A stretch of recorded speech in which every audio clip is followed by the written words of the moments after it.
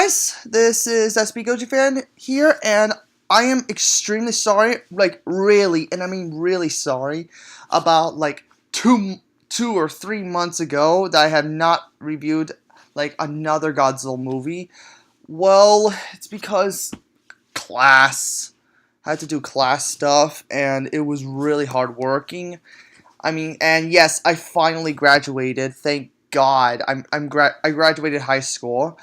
So I will be moving to a 2-year college like school because yes, I'm going to Dade. And so I will get everything done before. And yes, guys, you don't have to remind me about the delay of Godzilla 2 because yes, I noticed. I mean, that's okay as long as it's 2019 and it gives me enough time to review every single one of the Godzilla movies. So, yeah. So, we are now on episode 8. Yeah, I think episode 8. And this is Son of Godzilla. Oh, Jesus, help me. Yeah, it's somewhat a 1 or 2% better than the previous movie. I mean, in the previous film, Godzilla was fighting a gigantic crustaceus. Now he has to fight. Now he has to deal with his retarded adopted little bastard. I mean, look at this. That is just embarrassing. And oh, okay. Yeah, I'm sorry for all the complaint because I can't believe I had to review this movie. I had to take notes on this one. I mean, yeah, there are pretty bad ones than this one. I mean, this one is a little bit better than the previous one, and yes, I think this movie is a little bit better than it's better than Raids Again, honestly, but it's still part of my top 5 least favorite Godzilla movies. Oh my god. Oh well, let's just get this on with. So much like this movie, some like other films like Son of Dracula, Son of Frankenstein, Son of Kong. This one is another one like a son of a monster or something like that. But this one is just, I mean, much like every other ones, this one is bad. Yeah, and yes, I'm sorry to a bunch of people who love the other ones I mentioned. They're all pretty bad. Because they're just the stupidest things I've ever seen in my life. So, yeah. Anyways, we open up to, the scene opens up into a helicopter where they were circling around the ocean or something, and they were looking for, and then what they found was Godzilla. And by the way, this place, it sets in the rain, and yeah, it does. Like, it takes place and it was raining, and so when the title shows up, we now listen to a silly, and I mean a very silly song. Like, what is this shit? And and just like the previous film, it takes place in Monster Island. Yeah. So then we meet the scientist, which his name is Tesuzu Kasumi. I think that's his name, right? This guy, I mean, he was played by Tado Kas. He's played by Tado Takashima. Yeah, that's his name, right?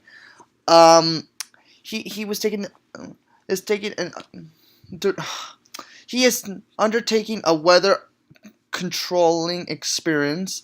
Like, you should notice, like they were supposed to create like a snow, like, which you're gonna see at the end of this film in Monster Island. One of his assistants' name is Fujisaki, played by Akiho Hatari, yeah. Which, by the way, guys, that is this.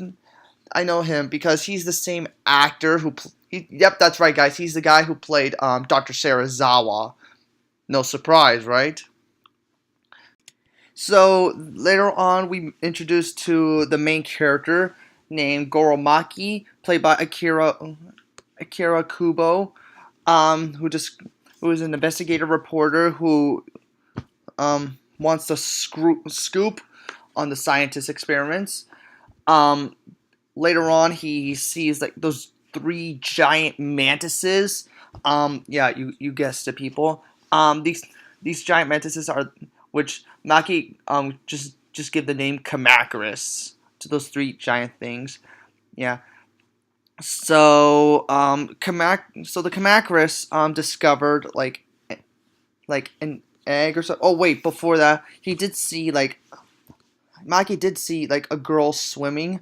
Um, she's actually played by by Bari Madda. Is that the actress's name right there? And not to mention, when I first saw this scene, like I thought it was the same girl from the previous film, Godzilla versus the Sea Monster, which is the one that the Godzilla's been looking at, like how the King Kong thing, but with Godzilla instead. I thought it was the same thing. I thought it's the same woman. Like maybe, I don't know, because I haven't seen this movie in a while. So later on, the Kamacurus did try to destroy an egg, which hatched out to be like oh my god, it looks that baby looks ugly. Yes, I know you people are gonna say it's Minya. Yeah, basically it's Minya.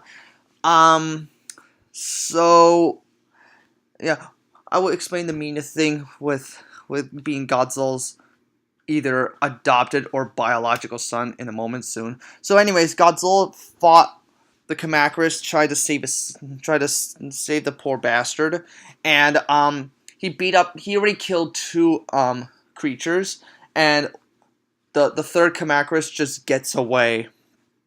Yeah, he gets away. So after that, by the way, I did mention that the two the ones before he killed them were playing like a ball, like with just a rock, and it starts to hit it knocked Minya on the face, and like, oh my god, that was painful right there. I was laughing too much in that because that was funny. But after killing these two, Godzilla clobbers this guy with his tail. That is just one of the worst parents ever. That is child abuse right there, leaving his son to get clobbered. Then of course, this girl, which I talked about, she gave like some kind of fruit or whatever it is, like a pear or pineapple, whatever that thing is, trying to give him the like. Well, I can't remember that. She gave him the some kind of pear to make him stronger. I think that's what it was, right? It just helps him. So then Godzilla comes back and gives him a ride on his tail. Like, yeah, true. So, yeah, you guys would want to talk to me, but I'm sorry, guys, but he's not really but Minya is not Godzilla's biological son. I mean, he's not. So when Maki followed that girl like to her cave, she realized that Maki was following her or something, and she introduces herself as Saiko Matsumiya. She's a daughter of a Japanese scientist who had worked on the island and died 7 years ago. That takes place before Mothra in 1961. Yeah, that takes place before that. So Godzilla. So then we see Godzilla sleeping or some shit like that, like right where a cave is. Minya just tripped on his tail, and Godzilla wakes up and was like, "What the fuck are you doing? And then the kid nodded. Hey, Dad, go back to sleep. And then he's like, oh, Jesus. And then he starts playing jump rope with his tail, and that was pretty funny, actually. It was pretty funny right there. So Psycho told them about this place called Solgel Fever or Fever, whatever it's called. It's some kind of dangerous valley that you should never go there, which she referred to it as the Valley of Kumonga. Yeah, you should know what Kumonga is, which I'll get to that soon. So later on, when Godzilla and Minya were walking or some shit like that, Minya just fell on his back and starts screaming like. It's so funny right there. I just couldn't believe that he was being such an idiot right there. Godzilla grabs his tail and tells him to shut the fuck up. I mean, that's awesome right there. Later at night, Mikey and what Seiko. I'm trying to pronounce her name right. So they went to her. So they were looking at during the night they see Godzilla try to teach his son how to breathe the atomic breath. Well, one time he was threatening to hit him. Jesus Christ, that is child abuse right there. Like, really, that's child abuse. But unfortunately, he can only pop smoke rings. Too bad. But then Godzilla steps on his tail and makes him breathe fire, which that was funny. That was one of the funniest things ever. Yeah, really. So then he starts to breathe again, and it worked again. Jesus.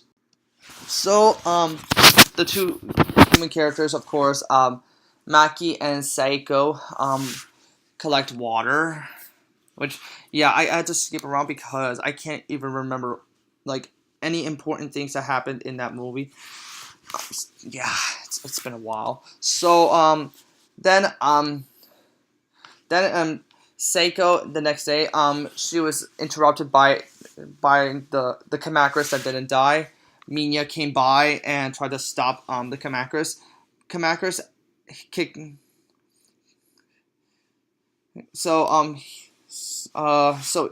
Minya tried to kick a rock to stop Kamacurus, but unfortunately that hit Kumonga. Oh, you woke up a big spider which doesn't do shit. So then Minya was oh Jesus. So Minya was trapped inside the let's just say by the web that when Kumonga woke up, he trapped Minya into like web and some shit like that. Every scientist, including Maki and Seiko, tried to get ready for the new weather of Monster Island. Yeah, and then Kamacurus starts to attack Kumonga, but unfortunately that time Kamacurus was already dead. Yep, Kamacurus just can't do shit on Kumonga. Kumonga is powerful than you, bitch. So Godzilla came by. He also gets trapped by web, some shit like that. Then they both breathe their atomic breath to kill Kumonga. Yep. And I mean that is just lame ass thing. Then Godzilla gets close up to Kumonga, and then Kumonga had this little point come out of his mouth. It's like it's not even touching him. So how the hell did they do that when Kumonga actually had his point hit Godzilla's eyeball? That is the stupidest scene. That's like the stupidest edit I ever seen in my life. That's one of the stupidest ones I've seen. And then so then they both use their atomic breath again to kill Kumonga, and he's dead. And for some weird reason, Godzilla could see with both eyes again. That was fucking stupid right there. So then, every scientist, including Seiko, had left the island and everything starts snowing. That this part, this is, which probably, yes, we can all agree, it's probably one of the most heartwarming scenes I've ever seen with with in cinematic history. This is one of them, and this is the most heartwarming scene I've ever seen when it comes to guys in rubber suits with monsters. Because in that scene, Godzilla, when Minya tries to follow his father, I don't know about that. He was like, he's whining and crying just because he can't walk anymore. Godzilla goes up to him and starts to hug him just because they're gonna be like trapped in snow for like a while. And I mean, that scene was so heartwarming. I literally cried because in that scene, Godzilla really does care about his, like, not really biological son, but he really does care. And then so they get trapped in ice, and that was the and that scene, like, and also the music makes it more emotional. Like, really, it's so powerful. It's one of the saddest scenes ever. I mean, I feel bad for that. So, yep, that's the end of the movie right here. So, aside from that scene right there, the entire movie is it's just bad. It's so forgettable right there. Much like the previous film, this is so forgettable. I don't even think it's worth to watch unless you want a good laugh. But still, the music was composed by Masaru Sato. I think I've heard it's the same one, like from a few other previous Godzilla films. It was directed by Jun Fukuda. It's not really Ishiro Honda, and no music by Akira Ifukube. And we got the same producer, Tomoyuki Tanaka. I mean, that's all we get for it. And human casts, I really like Psycho Matsumiya. She's pretty interesting. I mean, it's because I thought she was the same native girl from the previous film, Godzilla vs. the Sea Monster, or should it be called Godzilla vs. the Gigantic Crustaceus? That's what the previous film should have been called. Goro Maki, I really enjoyed him, and he's really interesting. I mean, I actually like this character a lot. Like, really, I just do. And yeah, and by the way, the actor here, I think he appeared in future Godzilla films. Like, I heard I think he was in the Heisei era. Who knows? But yeah, he's awesome. Let me talk about the fucking monsters. I really don't think that's gonna be necessary. But I will start from the ones I hate to the ones I somewhat like. Actually, let's go on to the ones we don't need to deal with before we head to the main point of monsters. So I'm gonna start with Kamacurus because, dear Christ, I hate Kamacurus so much. I hate him. Him and, I mean, there are 3 different ones, but during the main point of a character of Kamacurus, I fucking hate Kamacurus. What is that? I mean, look at Mothra. She's very an interesting insect. She does a lot of shit. She could even touch Godzilla in her fight, but Kamacurus just can't do shit. He just can't do shit. And yes, out of all insects, Kamacurus is the weakest one because he's got no abilities except for, aside from claws, he's got no special abilities. He's nothing special. Like, what the fuck is the point of that? Alright, so let's move on to Kumonga. Again, what was even the point of making him?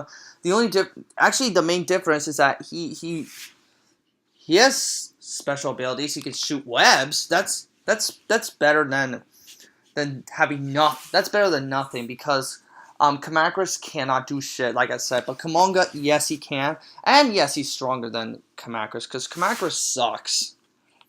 And yeah, and yeah, I'm one of those people who did say Kumonga did appear in Kong Skull Island because who else would have been a fucking giant spider in the kaiju film than Kumonga?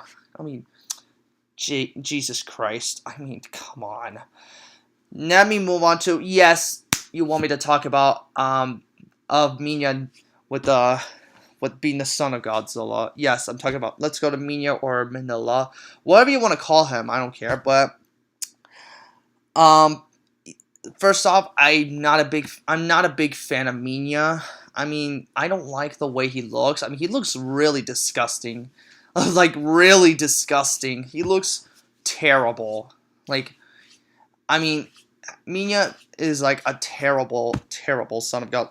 Well, which we're gonna talk about this right now. Minya. Let me just say to those who think of who's the true son of Godzilla. Well, basically, no, neither, because Minya is not Godzilla's biological son. He is adopted by Godzilla. Let's just say he should like. Which I wish I could explain this, but I had to. Fine, I would explain it just because it's too early for me to talk about it. Just because I'm not in the Heisei. You see, there are eggs. There's an egg that's left there by birds, and Godzilla adopts it by using some of the spores to regenerate the egg into like one of it to become his species. And but to be honest, it doesn't really matter of being Godzilla's biological son because he only adopts the egg, and that's really about it. So yeah, that goes in common with with the second son of Godzilla. We're talking about Little Godzilla or Godzilla Jr., whatever you want to call him. That's gonna be later on. So yeah. But looking at Little Godzilla. No, I'm sorry, Minya is not Godzilla's biological son, and neither is Godzilla Jr. Neither of them are. Godzilla adopts them. Yeah, and speaking of Godzilla, oh my God, that face, that's terrible. That is the most terrible look. I'm sorry, my throat hurts, but oh my God, that is just disgusting. It looks like somebody splattered his face. Like, I mean, Jesus, that is disgusting. That is embarrassing. That's just embarrassing for fans, including myself. Actually, it's embarrassing for Godzilla and Toho because why would they ever do that? It's retarded. This is one of the most retarded looks I've ever seen. And the way, but with the exceptions of that palm face, it's stupid. It's just the stupidest design I've ever seen in kaiju history. I mean, the way they did to Godzilla, that is the worst design. I mean, it really does. Oh, God. I mean, why would they ever do that? That is awful. Thank God this is the only movie they have this design. Like, really, that's the only time. Yeah. So, bottom line, this movie really sucked. Jesus Christ, my throat. So, looking at this movie here, I really want to destroy it. I want to destroy it because it's such a terrible, terrible film. So, would I introduce it to people who are not Godzilla fans? No, I would not. But yeah, it's better than the Sea Monster and Raids Again, but I do not recommend it. So I'm gonna give this movie a pretty much like some other ones, a 1.5 out of 10 because, like I said, that movie is so fucking terrible. So yeah, 1.5 out of 10, and Thank God. I'm moving on to the next one. Hopefully, I'm going to have fun with the next one. Bye.